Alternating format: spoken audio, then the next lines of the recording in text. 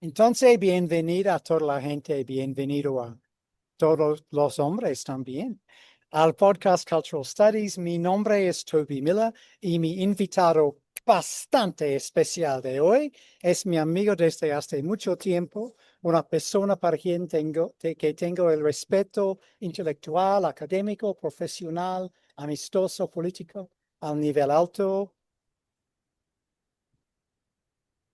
Ok, mi nombre es Pablo Vila, estoy en Temple University en los Estados Unidos y esto va a ser bilingüe porque tengo dos líneas de investigación. Una sobre, en realidad es una sola línea que es temas de identificaciones, ¿no? Pero la desarrollo en dos vertientes distintas. Then, one is a more theoretical level in which way people build their identifications and why they build them that way. And the other one is identifications and more how assemblages work in terms of identifications on the one hand and also in terms of Argentine popular music on the other. Then my proposal is to talk about the general approach and what the articles I am writing about the general approach of assemblage and identifications in English, and to move to Spanish to talk about the Argentine part of my research. Perfecto, listo, excelente. Pero, lamentablemente, voy a preguntarte cuatro cosas y, Seguro. y por supuesto puedes contestar en ambos lenguajes si quisieras. Para presentarte a nuestro público es para preguntarte, querido profe Pablo, lo que está actualmente dinamizándote, retardándote, preocupándote, interesándote, lo que pasa para ti. Uh, I think that we are in a turning point. It's a very, very interesting and problematic turning point in terms of the history of capitalism. And that's worrying me a lot. I think that the system of accumulation is changing in a way that I've not seen before. And I don't know this thing how it's going to evolve. And I think obviously is linked to the development of artificial intelligence and what's going to happen with the way we create value and how we distribute value and how capitalism is going to deal with that. And right now we are kind of a hybrid kind of system in which part of the system is working as if we were in the Middle Ages under feudalism, because it's not that people are asking for rent because they pass through their physical space, but they're asking for rent passing through their sites. No? And meanwhile, they are extracting vital surplus value from people who visit their sites, and they sell that vital surplus value to other people who make money. Then it's a totally different way to create value. And I think that artificial intelligence is going to change that. And I don't know. I don't know. I don't know. I think that the big fishes in this game, Altman and Musk, are both proposing a universal salary as a solution. But I don't know how that's going to be created, distributed, who's going to be in charge of deciding those things. Then I am really worried about and I have my youngest is 21 and she's finishing school. I don't know if they are going to get jobs. Then I am really worried about what is coming, really. I appreciate that frankness. Now, Pablo, you've mentioned feudalism as some sort of precursor. And as you say, there is this difference between charging rent for physical occupancy or transversal and charging rent for simply visiting something virtual. And there's also a different model of extraction of value. But if I can cast us back a quarter of a century, weren't some of the claims, the promises, the statements about a new form of capitalism, pro and con, emerging quarter of a century ago with Hmm. the proliferation of the internet? Is there something that you've noted that's distinctly different about the current epoch? Yeah, I think that one thing is to increase productivity using human beings, and the other is to increase productivity without human beings. And I think that's the change because what the internet did was really to increase the productivity of human beings, you know? And this is kind of trying to replace human beings as the creator of value. No, I think there is a difference. I see a difference. I see a difference. You also mention extraction, though, and of course, extraction isn't just virtual in this case, it's very material. Yes. I mean, the astonishing impact here in Mexico, in Spain, in the United States, in Argentina, in Colombia, of the building of data centers on the environment Oh, yeah. is horrendous, horrific. Horrendous. In the lonely hour of the last instance, as it were, these things have real environmental impacts, horrific environmental impacts. We're also seeing the United States, as part of its revanchist politics more generally, retreating to an era of the gas turbine.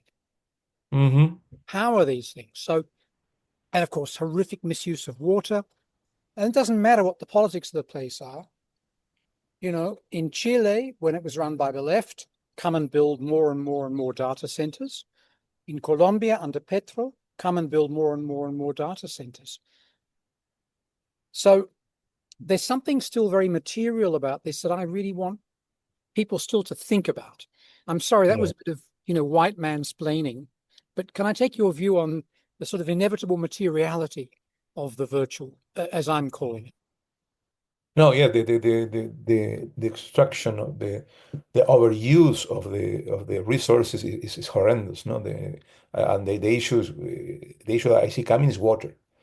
No, is something that is going to be a real problem. No, because all these things require a lot of cooling. No, that is coming usually from water, and that's going to be a big shortage of. Then I see horrendous things coming in the horizon, really. This makes me want to ask you about assemblages and identities at a theoretical level.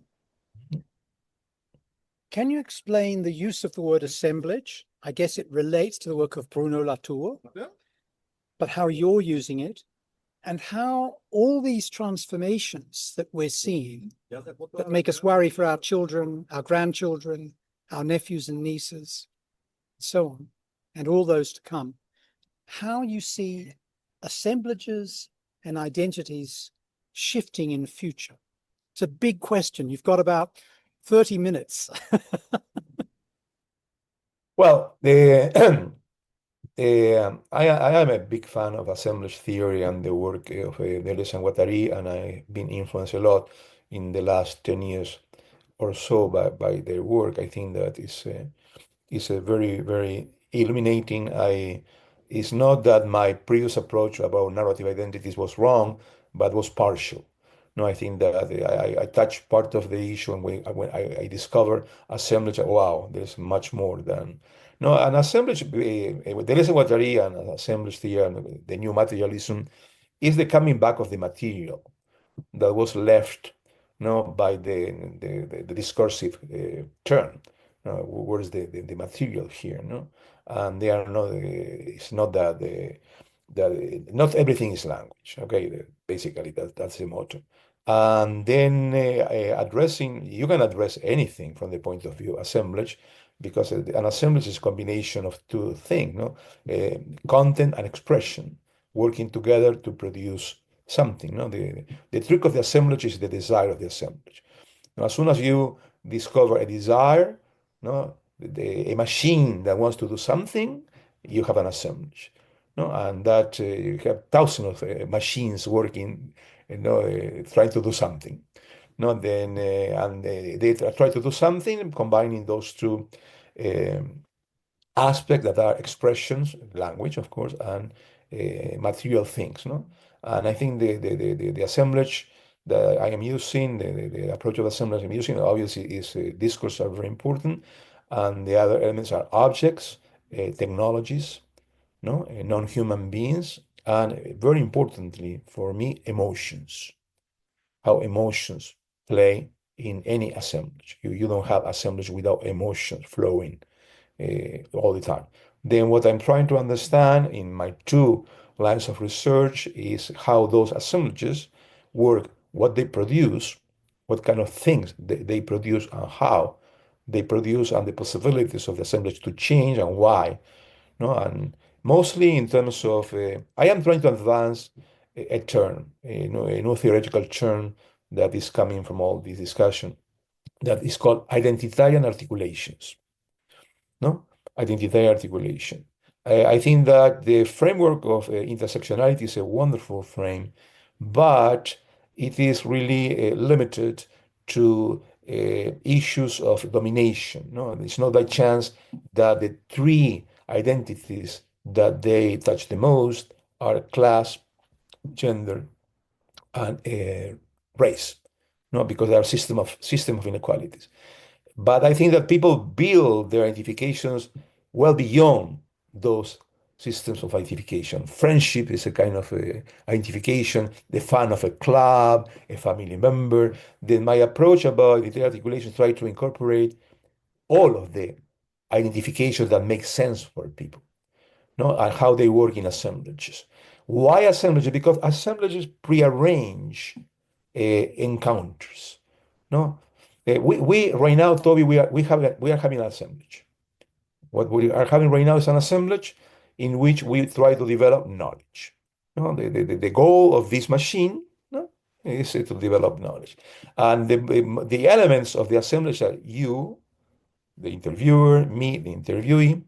Okay, the technology without Zoom wouldn't have this particular encounter and emotions. A week ago, I had a very similar interview with a site that I didn't know the person, and obviously the level of emotion was different. Then, and what I said, perhaps the same topics I'm talking right now, were said in a different way. No, because the emotions were different, because we are friends.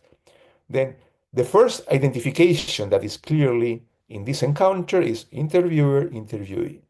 But we read people in society, in different societies, and we rapidly, no, add to that identification gender, okay, age, okay, rapidly, no, race, rapidly, no, because we know each other. The other identification that is working here is friends, no? And eventually, in the term of interview, we are adding more of those identifications that modify the way that we relate to each other.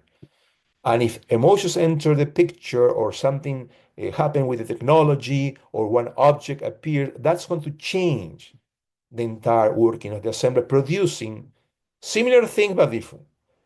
Now, this is the idea of identity articulation, how the different identifications people bring about to encounters that are several, no, depending on the encounter, and how the objects, the technologies, and the emotions enter the assembly producing something. Now, this is the idea of identity articulation, no? And that is going beyond intersectionality because I'm adding those identifications that are not part of the. And the other term that I want to introduce is differential articulation. That is a criticism of the mutual constitution trope. Yeah, race is mutually constituted, no, with class. Then my point is this is very vague. In some encounters, 50%, 20% of the influence is going to be come from race and 80% from class. No? And that's going to move while the assemblage is moving and perhaps moving to 45. And then this is the idea of differential articulation. Race and class and the others enter into encounters with different levels of intensity. That is another term coming from, they are not going to the encounter with the same intensity. No, and at the same time, we as people and the technologies and everything have properties. Now, this computer has a lot of properties. You as a person has a lot of properties, but only we bring to encounters few capacities linked to those properties.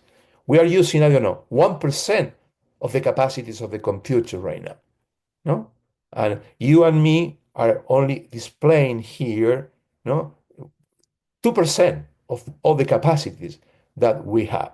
Now we are going to use the capacities that are important for the encounter, for the assemblage that we are having. No, my joke with my students that those of you who are females have the capacity to deliver. Okay, please don't do that in my class.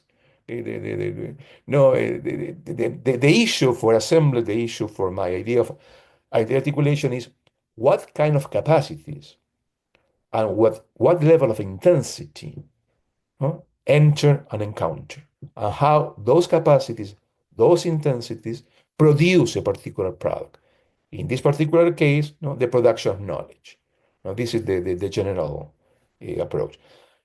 I've been used this mostly because of the horrendous things that happened 2000, 2001, the killing of young black males in the United States, to understand those killings from the point of view of assemblage theory. Why they were. And one of the articles I wrote was about Arbery, the guy who was running, no, and was killed by a vigilante. Well, what happened with him that he moved from one assemblage to the other without realizing it. Now, at first, he started with a health running assemblage, with all the things linked to running. No, you have particular clothes, you present yourself in a particular way, you run. But suddenly he entered a law and order assemblage. And that totally changed his identifications. You see, he was the same person physically, but he was not. Because a lot of other identifications enter when he moved from one assemblage to the other. And you're a person who's lived in many different places. And so you're used to being asked, where are you from? Because of how you look, and perhaps even more, how you speak. People are, right? They get access, yeah. This is what happens with the semiotics of migration and mobility.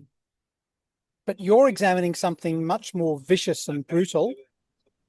Although those questions themselves can be vicious and brutal, ICE could ask you those questions, but a friendly woman in an elevator could ask you those questions.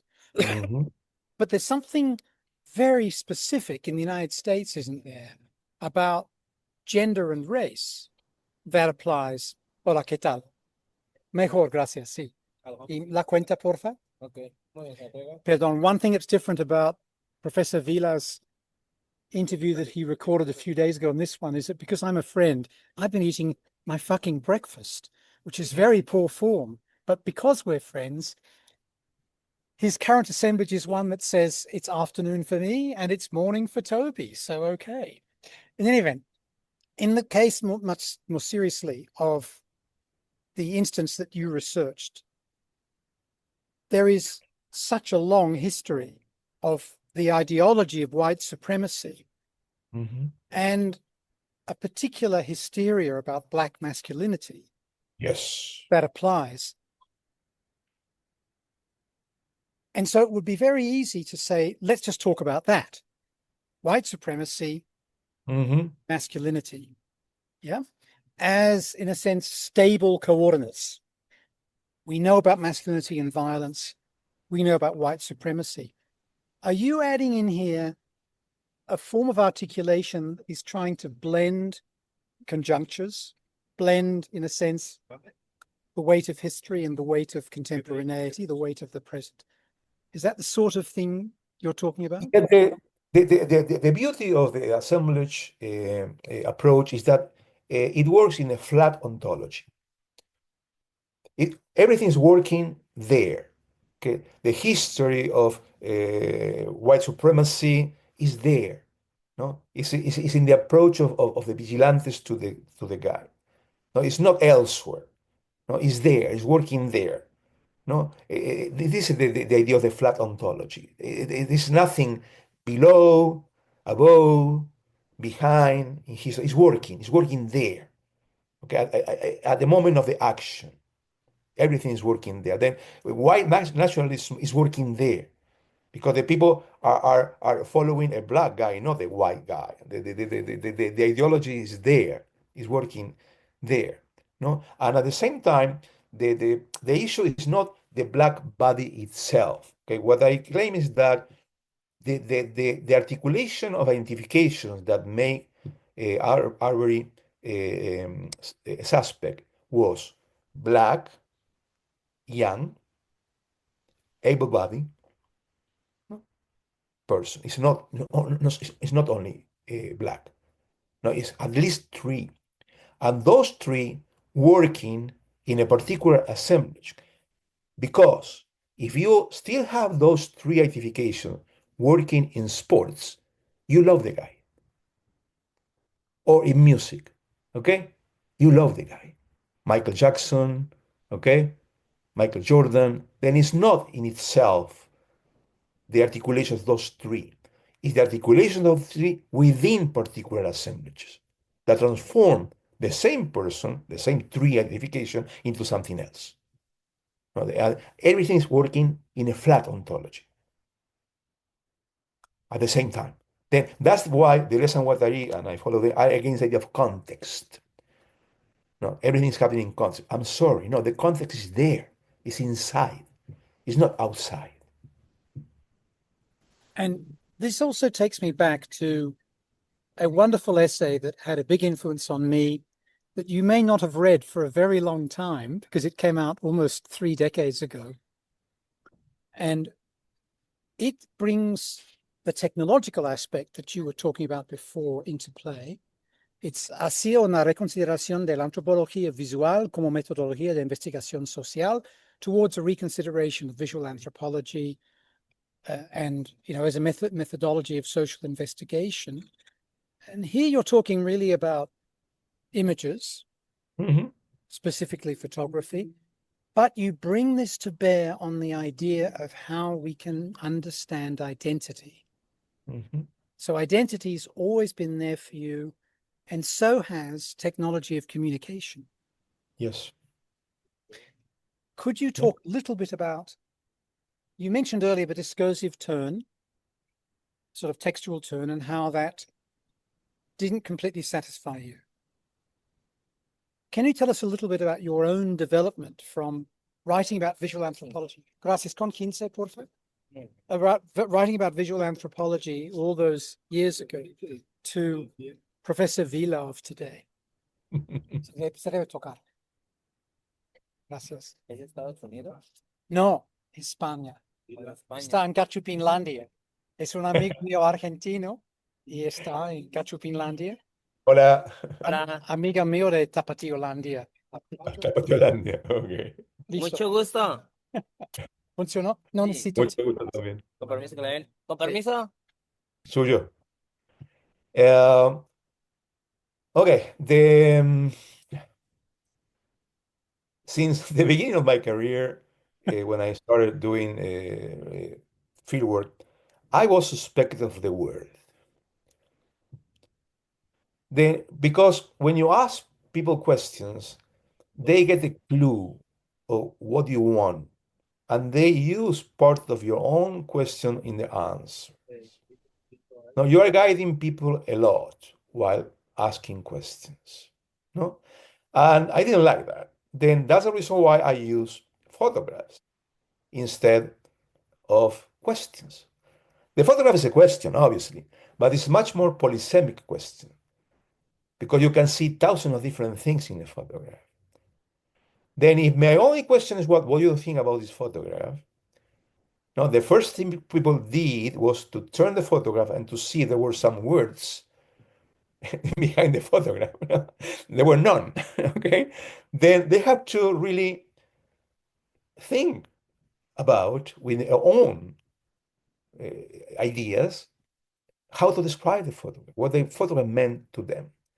No, and my point was that people were going to frame the photographs from the point of view of the most important plots that they use in order to understand reality. No, to try to understand the photograph from the point of view of their plots. Then I was collecting plots, showing photographs. Okay, I was collecting plots, and the book, I had two books using photographs. One in Buenos Aires, the first one, Podría Ser Yo, and the other on the border, my two books on the border, are basically what kind of plots people were using when looking at photographs without me guiding them to the answer. No?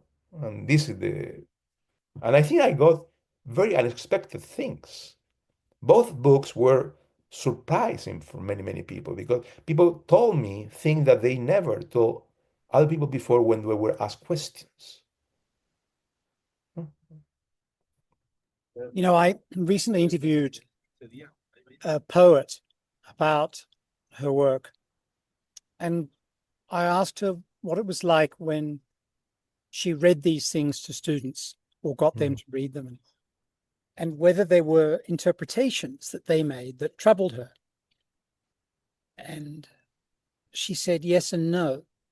And it reminded me, and I shared this with her, when I was about 14, I was in class and we were asked to interpret what are still called, certainly in Britain, the war poets, i.e. these great queer British poets of the First World War, many of whom died on the Somme, but who wrote extraordinary poetry about male suffering and violence, right? Anyway, in one of these poems, when they were fighting on a beach, the word shell was used. And I thought in my innocence as a student, as a pupil, this meant the shells on the sand, the shells that were natural products of the flow of the ocean.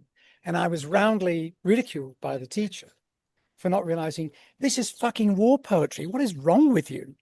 Anyway, remembering this 50 years later, Prof. Pablo, I shared this recollection with the poet, and very kindly, she defended me and said, it's a beach. There are shells. There are lots of things the war poets are seeing that are not directly about the horror of male conflict that they are also witness to. So you were wrong, but so what? You were not crazy, right? Etc. And I think this is what's very important. To give one other quick anecdote, my younger daughter, who just turned 11, and I were recently in Malaga, and we went on a tour of the Picasso Museum. This is quite a confronting thing for someone who was already an adolescent girl to see, because your namesake, shall we say, was no feminist. But the interesting thing, Prof, is that our guide kept asking her, my then 10-year-old daughter, what do you think of this? What do you see here? Without prompts. And at first, of course, my daughter was incredibly timid, right? Why looking at me as if to say, why is she picking on me? But actually, she grew a little bit in confidence, and they ended up having an interesting dialogue about what seemed to be there, what Leni Paloma thought, what the guide thought, what I thought, and what various critics and ex-wives thought.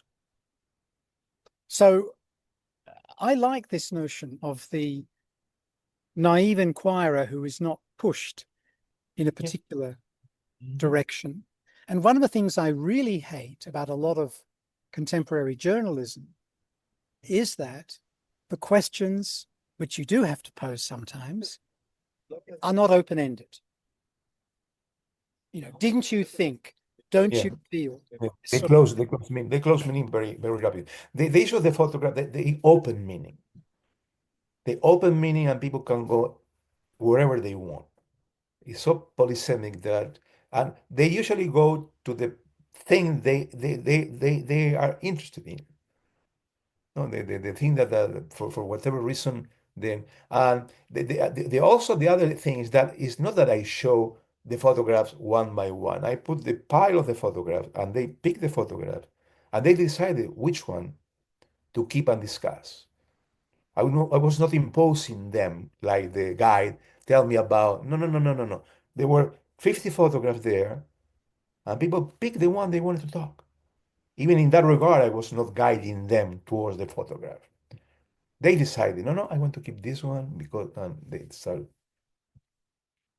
I really like this openness, that things can be open, no, for people to decide where to go. Can I pose a biographical question to you at this point? And obviously don't answer any more intimately than you wish. But you were studying at the height of a dictatorship Mm-hmm. in Argentina. Mm-hmm. You experienced both the coup and then the horror of the next years. What sort of commitment did that stimulate in you towards openness? Or was it already there? Because one of the things about that regime was that in many ways it was very closed. Oh, yeah. Were you reacting against that in any sense? The No, I think that I was always like that to open things. No, I changed my political views several times in my life. I changed my theoretical views several times. I am this kind of person that really read something. Oh, geez, this is very interesting. Then there is or see some things as a change the way I thought before. I think that the openness was before that. And obviously, that was very tough. I was in an internal exile because I have a friend of mine who we found each other on the street, and he told me, Pablo, there are two kind of people who remain in this country in this situation. Those who have big balls and those who have no money. You and me don't have any money. That was true. Basically, I survived trying to move in very reduced space, going few places, and trying to be below the radar, no? And like many people. And but I think that the openness was before that. I think that the dictatorship didn't change that. No. Could I ask another question that's a bit personal before we get back to your research? Could you share with us a little bit about that change of political trajectory that you mentioned? Well, my parents were leftists. Okay, my father had a very good knowledge of Marxist theory, and he was a Gramscian when nobody was a Gramscian in the 50s against all the Soviet Union approach to Marxism, and he considered that a very limited approach. And his library, he was working class. It's very interesting. He was coming from a working class family. He worked since he was 5 years old. He finished high school at night, but he read and read and read, and eventually he hated being an accountant, but was the way to move from working class to middle class. But he wanted really to be a philosopher, but he ended up being an accountant. But he never stopped reading, and he gave me stuff to read since I was 11, 12. I really started my intellectual career following him, being a Marxist, open Marxist, but still no a Marxist. And then I entered the university, and I discovered what they were called at that time the non-Marxist Gramscians that were linked to the Peronist movement, the left, the Peronist left, that were really the very important people, very wonderful scholars that claimed that the primacy was politics, not the economic. The primacy of politics, no? I think that is Gramsci's message, really, the primacy of politics. And I discovered that approach. Wow, this is something I like it. And then I moved from being a Marxist to being a non-Marxist Gramscian, and I discovered then cultural studies, rapidly, Stuart Hall and all that Fatal, part. fatal. It made a lot of sense to me. My first work on rock nacional and stuff was linked to cultural studies. And I entered the PhD in 87. I discovered a discursive turn, and I said, wow, this makes a lot of sense. And rapidly 2 years later, I discovered a narrative turn, recur, and that, wow. Then I introduced that as well. And I was working with the narrative turn in my books on the border and a couple of articles. And then when I was working in a book about music and identity in Latin America, and usually when I make collection, I gave the introduction to the contributors to see what this is going to be the introduction. What do you think? And still, I was working under the narrative turn. My dear friend Jairo Moreno told me, Pablo, this is very interesting, but you know, there's a new movement here that claim that not everything is discourse. You have to take a look at that. Okay, thank you. Give me a book. He gave me a book, and wow, it blew my mind. Well, yes, that was in 2015, 2016. From there, I started to read a lot about the Guattari and to use the Guattari step by step. But again, it's not that I abandon everything. That I think that I was able to incorporate the things that still work from the previous theoretical frameworks. No, for instance, I think that one of the most important things that people bring about to assemblages in terms of identifications are narrative plots. They are there. No, it's not that I abandon narrative plots. I incorporate the narrative plots, no, adding objects, technologies, emotions. Yeah. No, and I think that I am more I'm adding things, no, getting rid of the things that don't work, no, but incorporating the things that from the past that still work. And this is my theoretical evolution, if you want. Ahora, si quisieras, podríamos cambiar hacia un enfoque específico en América Latina y la música, etcétera. ¿Vale? Estoy atrasado con un libro que llevó muchos años de trabajo porque me encontré un archivo estupendo, estupendo, estupendo. Me está llevando un trabajo bárbaro revisar el archivo. La idea es que creo que hay una historia hegemónica de la música popular en la Argentina que es solamente parcialmente cierta y que el problema fue tanta la influencia del tango en la música popular argentina que es muy tango orientada y ve las cosas desde el tango. Y si nos ponemos a pensar en términos de ensamblamiento, yo hablo en español, no me gusta ensamblaje, me parece un poco rígido, prefiero hablar de ensamblamiento, que hay más movimiento en la palabra, ¿no?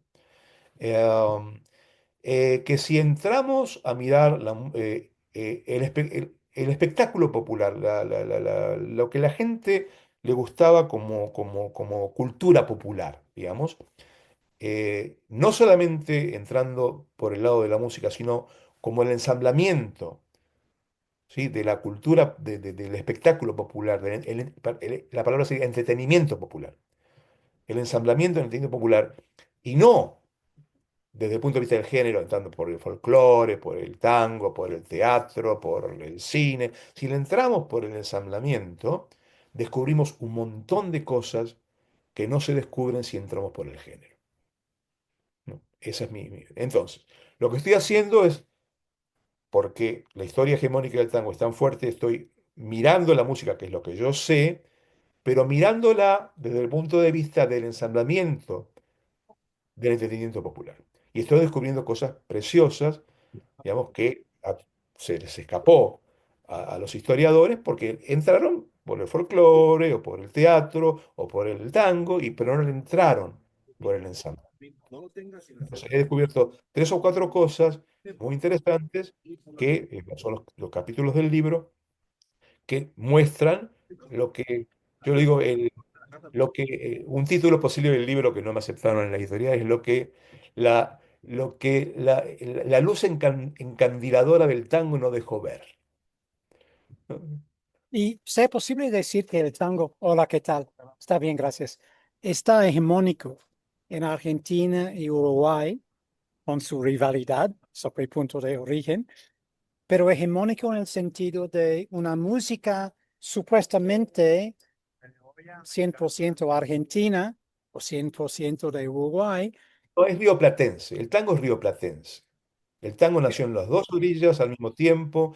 Hay una cantidad inmensa de autores, compositores y cantantes uruguayos importantísimos en Argentina. O sea, no, el tango no es argentino. El No, tango es otra cosa que es planteamos antes. compartido. Pero El tango es el, rioplatense. el punto es, cuando se habla sobre una hegemonía, claro que en términos de Gramsci, quien acabas de mencionar, casi siempre hay una competencia. Hay Ujú, sí, por supuesto. fuerzas hegemónicas contra hegemónicas en Exacto. términos de Raymond Williams, ¿no? Sí, Hay sí, sí. fuerzas Por supuesto. hegemónicas del pasado con elementos ya Ujú.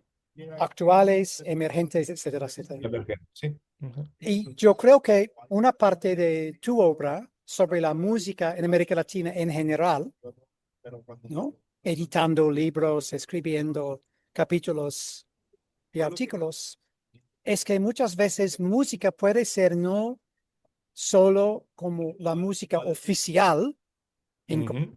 pero también de resistencia, de Por supuesto. diferencia, de clases populares, de indígenas, etcétera, Claro. etcétera. En ese sentido, ¿cómo estás posicionando el tango Ujú. en este De, contexto? Yo, como mi tema es el tema de las identidades, identificaciones, los distintos géneros musicales que yo analicé son géneros que fueron importantes para la construcción de identidades en Argentina. O sea, yo no elegí cualquier tipo de música. O sea, mi primer trabajo sobre el boom de la década del 60 del folclore fue importantísimo para la construcción de una clase media, digamos, que se quería reconectar con el peronismo, ¿no? Y lo hacía a través de la música de los migrantes internos que eran peronistas. Cuando me pasé al rock nacional es porque fue importantísimo para la identidad de los jóvenes en la dictadura cuando eran los jóvenes sospechosos. Trabajé sobre el rock chabón, que fue la forma de armar la identidad de los jóvenes desplazados de la economía del menemismo, ¿no? O sea, siempre los temas de música son ligados a identidades, que son, digamos, música que yo le llamo músicas de uso identitario. ¿No? Que son músicas de uso identitario. Y el tango, a principios de siglo, fue importantísimo para la incorporación de los migrantes europeos en la Argentina. O sea, la mayoría de los músicos de tango son italianos. O sea, y el tango habla de, digamos, de los migrantes, o sea, fue muy importante para encontrar un lugar en una Argentina que los rechazaba, porque la gente no recuerda, pero el inmigrante europeo fue rechazado inicialmente en la Argentina. Y una de las formas en que pudieron incorporarse fue a través de las letras del tango, seguir al tango, ¿no? Lo que pasa que, y esto es lo contrahegemónico, es que el folclore nunca dejó de ser importante en Argentina, aún en la etapa más hegemónica del tango. Entonces, esa es la parte, una de las partes que la historia del tango no ve. ¿Cuán importante era el folclore en esa época? ¿Cuán importante para la gente? Porque la definición de lo porteño era mucho más lábil que lo que es ahora. Lo porteño estaba muy ligado a los alrededores de Buenos Aires que todavía eran rurales. O sea, hay muchos temas rurales dando vuelta aún en la ciudad de Buenos Aires. Pero de repente, Eso es lo que yo estoy planteando. Hay un montón de tangos con letras rurales, con letras folclóricas.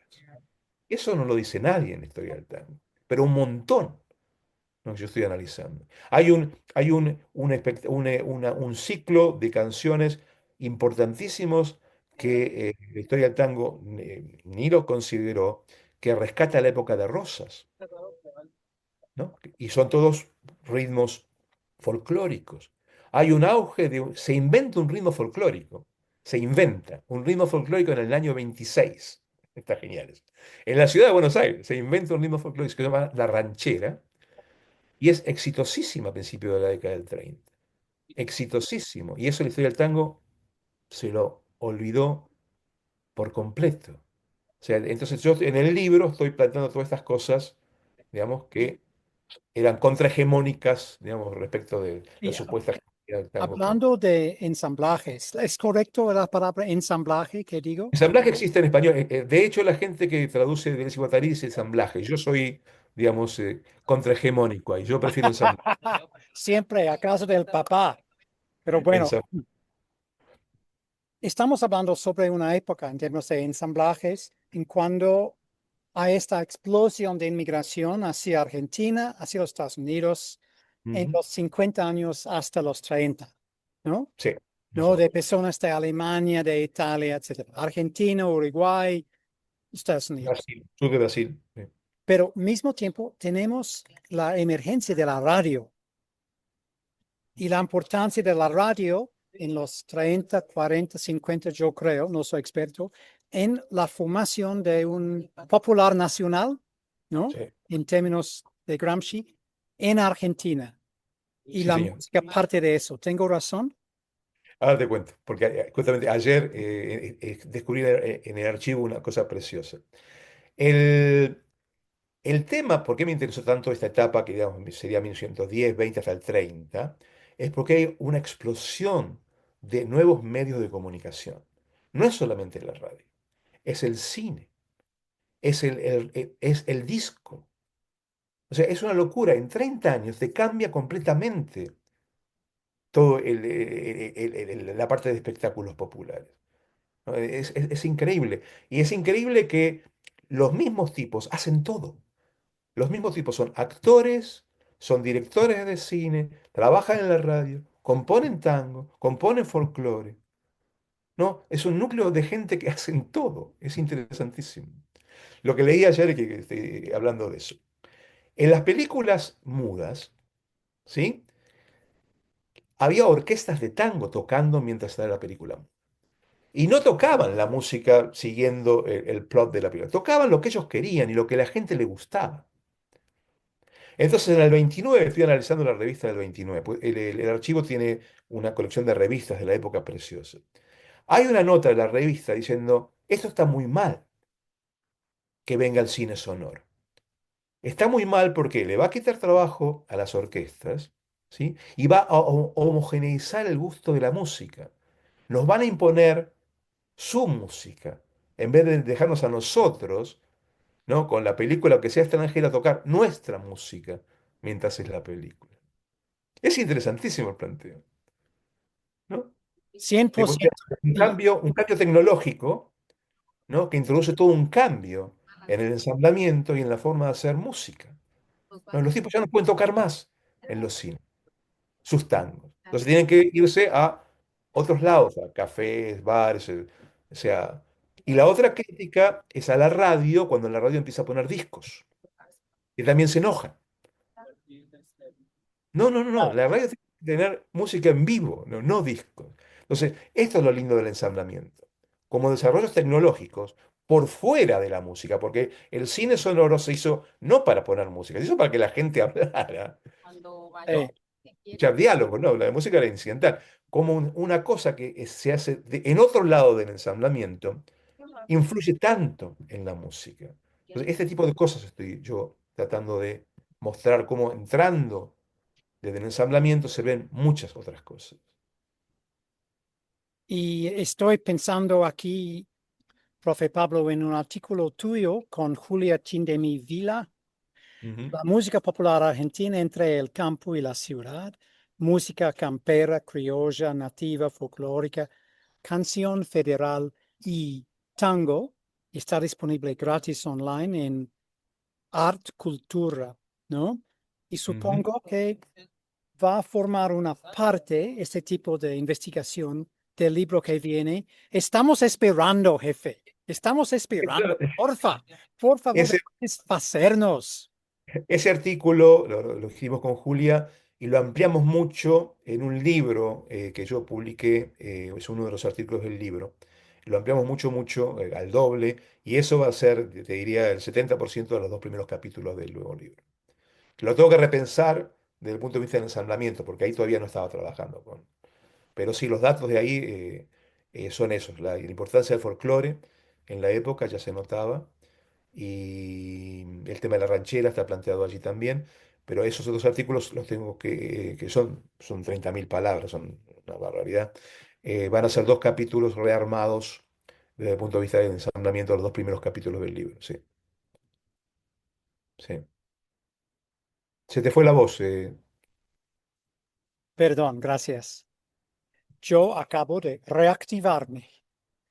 Si puedo Ok. regresar un momento, profe Pablo, a la dictadura. ¿Cuál Ok. era el rol de la música durante la dictadura en términos de las fuerzas hegemónicas, también las resistencias? La, Ahí el tango cumplió una función jodida en la dictadura, porque era la música que se pasaba en la televisión, en la radio, y los tangueros, varios apoyaron a la dictadura militar. Eh, Otros no, por supuesto, ¿no? Pero hay unas cartas de tipos importantes apoyando a los militares. Ahí el tema fue el rock nacional. O sea, el rock nacional fue crucial. El rock nacional se transformó en un movimiento social, porque el tema era, todo joven era sospechoso. O sea, casi el 70% de los aparecidos eran jóvenes. Y ya el hecho de ser joven era sospechoso. Entonces, independientemente que la gente militara o no militara políticamente, ya el ser joven era un problema. Y ahí se armó entonces toda una forma de ver que había otros jóvenes, digamos, y que estábamos todavía vivos, de alguna manera, ¿no? Y eso se armó en relación a los recitales. O sea, la gente se equivoca, cree que yo estoy analizando las canciones. Fueron muy importantes las canciones. Lo más importante de ese movimiento fue la enorme cantidad de gente, estamos hablando de miles de personas, que iban a los recitales los fines de semana. Y se juntaban en esos lugares 10.000, 20.000, 30.000 personas, ¿no? Para verse las caras nomás. Parece que estamos vivos todavía, ¿no? Y escuchando una música que era una música que reivindicaba a los jóvenes. O sea, para mí lo central fue lo que pasaba en esos recitales y alrededor de un magazine que la gente lo leía, pero terriblemente, porque también daba esa sensación de estamos vivos, ¿no? O sea, estamos vivos. Que las canciones, hubo un par de canciones muy interesantes que hablaron del tema, eso es es importante, pero lo más importante para mí fue lo que pasaba, que aparte yo fui actor de eso, yo no me perdía recital, yo iba todos los fines de semana a esos recitales, o sea, y yo notaba lo que pasaba, o Y, sea, y, vivía. y rock en español. Ujú. Rock en español es, claro, es muy importado como concepto, pero Sí. recreado a través de América Latina, ¿no? Tal vez originalmente haciendo covers de los Beatles o los Rollings, ¿no? ¿No? Pero inventando su propio idioma, ¿vale? Sí. ¿Importaba durante la dictadura o no? ¿O el rock fue parte de censura por, ¿no? Las Eh, autoridades? el rock, digamos, inicial de la década del 60, que empezó en México, era eso, era covers de rockeros y eso. El rock, digamos, en español con temática local, eso fue un invento argentino. Eso se inventó en el 66, 67, que empezaron a hablar de temas locales, ¿no? Y eso fue lo que después se exportó a Latinoamérica, ¿no? Como si se puede hacer rock en español con temas locales, ¿no? Y ahí hay un par de tipos importantes argentinos.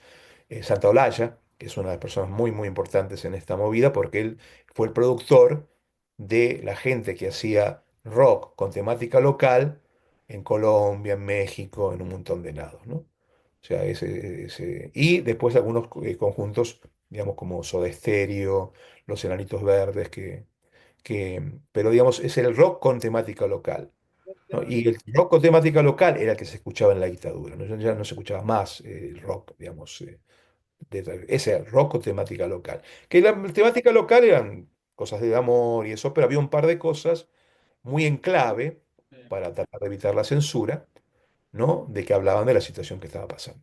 Y ahí, digamos, fueron clave Charly García y Spinetta, ¿no? Que en un par de canciones en clave, y Gieco también, un par de canciones en clave, para los entendidos y para los que no entendían, la revista esta que te digo les explicaba más o menos que cuál era la clave de lo que estaba pasando.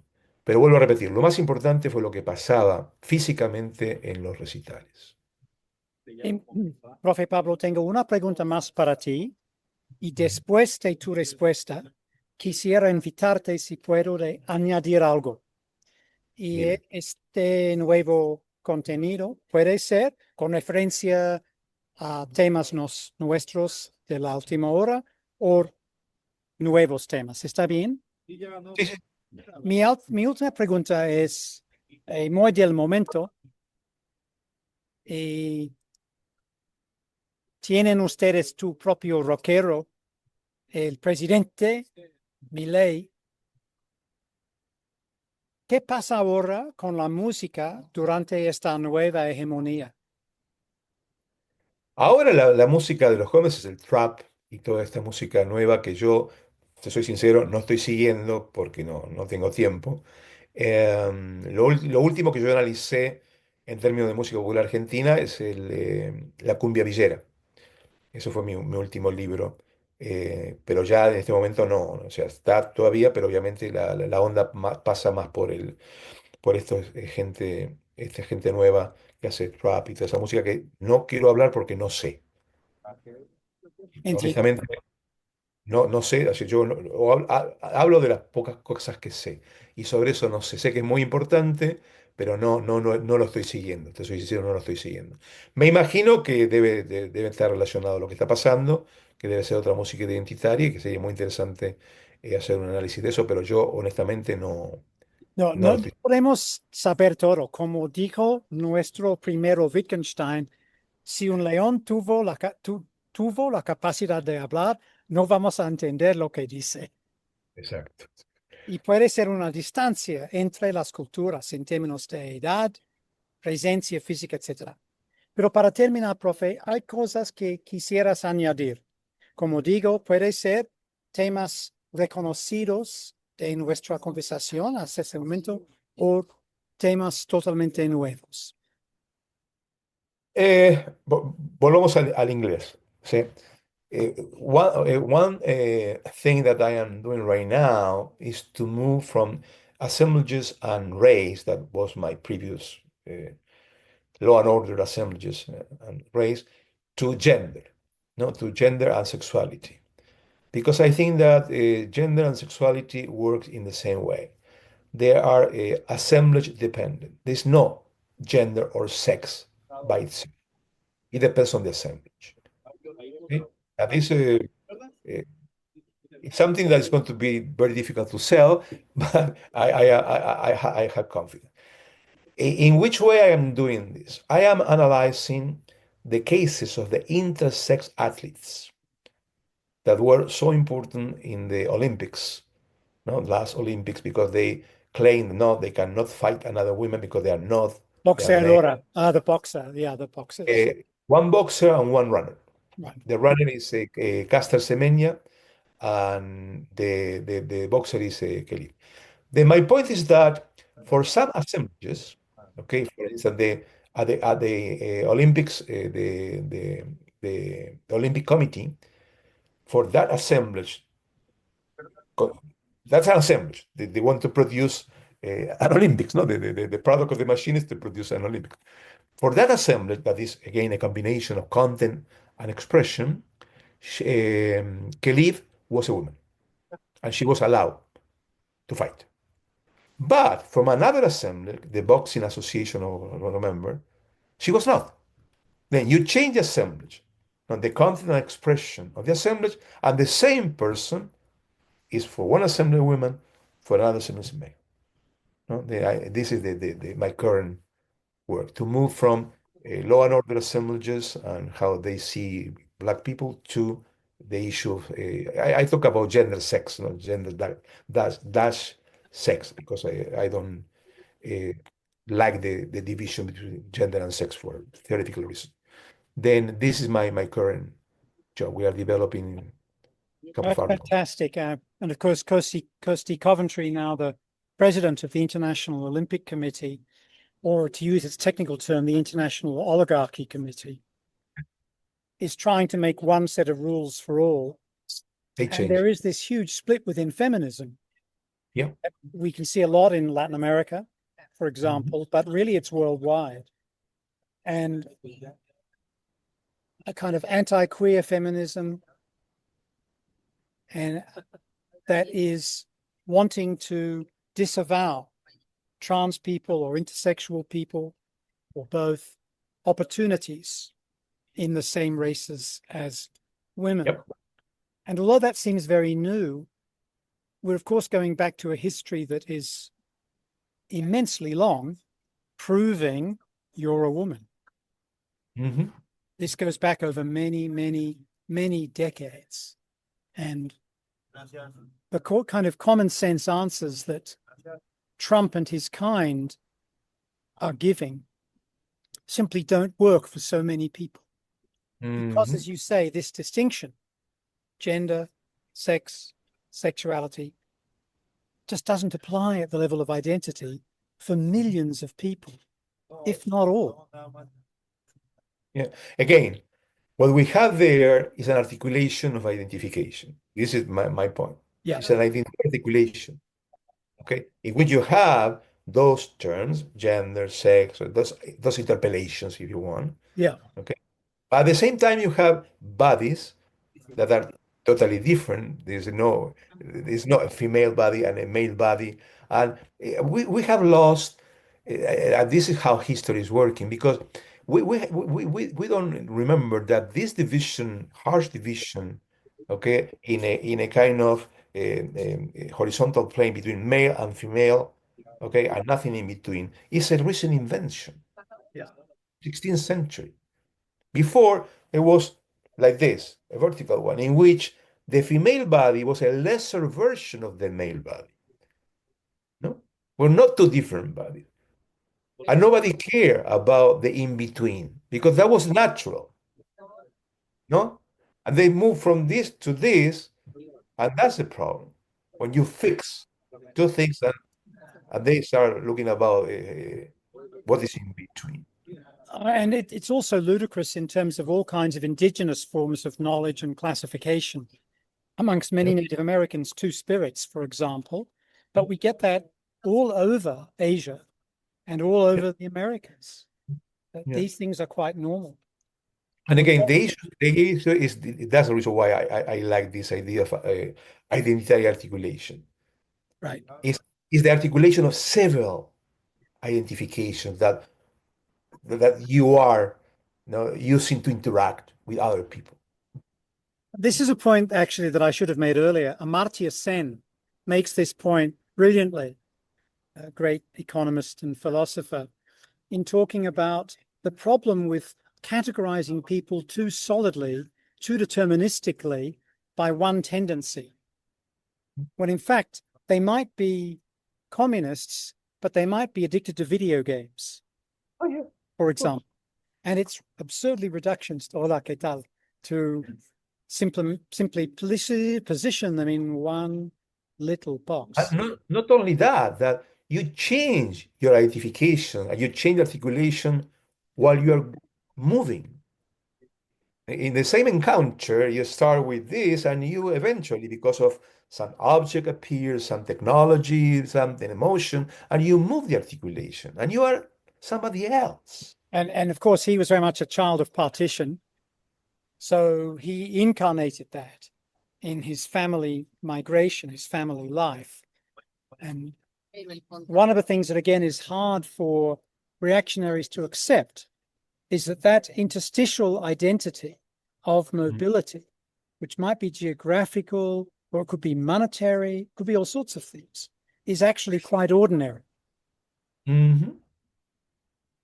Yeah. So, Pablo Vila, many, many thanks. Muchísimas gracias por esta entrevista. Como siempre, Gracias. cuando hablo contigo, cuando leo tu obra, aprendí un montón de cosas. Como, as always, when I talk to you or read you, I learned a myriad of things. Un abrazo muy fuerte. Gracias, Toby, por la entrevista.